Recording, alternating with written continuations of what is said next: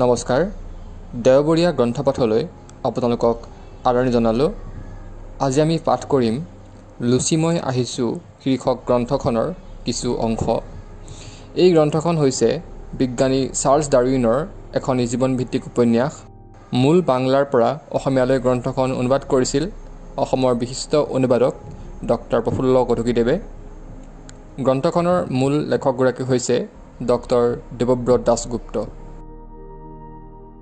ৰাতিৰ আকাশত তলত বহি ডাৰউইনে প্ৰতিজ্ঞা কৰিলে, প্ৰকৃতিৰ ইতিহাস অধ্যয়নেই মোৰ প্ৰথম আৰু শেষ ঠিকনা, সত্যৰ শ্ৰেষ্ঠ অৱস্থান। ইয়াক এৰি মই কলৈ যাম?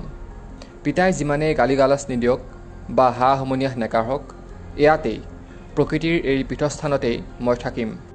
কিন্তু ইয়াত মাত্ৰ বৰ বেছি কেম নদীখনহে আছে চকুৰ মণি যেন হৈ, চাৰিওপিনে বন জংঘলো অৱশ্যে নোহোৱা নহয়। কিন্তু এডিনবাৰ্গৰ সেই 5th of 4th সাগৰটিৰ ইয়াত ক'ত? নেলাগে থাকিব, একো পৰৱা কৰিবলৈ নাই। ডাৰউইন তথাপিতো চাৰ্চৰ সত্যদাৰৰ ক্লাছবোৰতে সোমাই নাথাকিলে।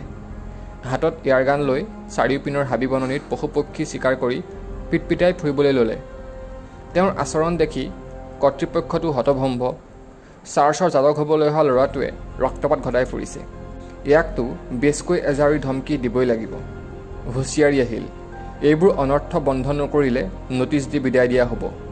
লগে লগে বাপেকৰ কথা মনত পৰি ডাৰউইনৰ বুকুখন ধপধপাই উঠিলে। আকৌ এখোজ দুখোজকৈ গৈ চাৰ্চৰ সেই সত্যনাৰায়ণৰ পাঁচালি শুনিবলৈ বহিব লগা হ'ল। সেই সনাতন টোলৰ পণ্ডিতৰ ক্লাছবোৰ অতল আলপছ হৈ কৰি যোৱা, মাত্ৰ কৰি যোৱা। কি ক্লাছ কৰিব লগা হৈছিল ক্ৰাইষ্ট চাৰ্চত? ধৰ্মতত্বৰ বিষয়বোৰতো আছিলেই, আৰু আছিলে প্ৰাচীন ভাষাবোৰৰ শিক্ষা, গ্ৰীক, লেটিন, এইবোৰেই। আৰু ভাল লাগিছিল নে সেইবোৰ শিকি?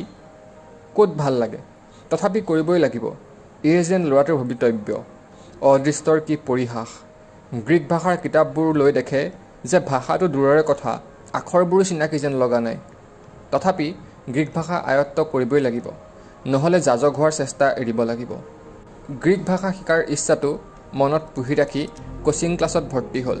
এইদৰে কেইমাহমান ঘঁহা পিহা কৰি ক্ৰাইষ্ট কলেজত ভৰ্তি হোৱাৰ সুযোগ পালে। তেতিয়া 1828 চন। অতদিনে ভৰ্তি যদি হোৱাই নাছিলে, ক্ৰাইষ্ট চাৰ্চত কিহৰ ক্লাছ কৰিছিলে? Preparatory class. অৰ্থাৎ তুমি যাজক হ'ব খুজিছা, কিন্তু তোমাৰ যোগ্যতাই নাই।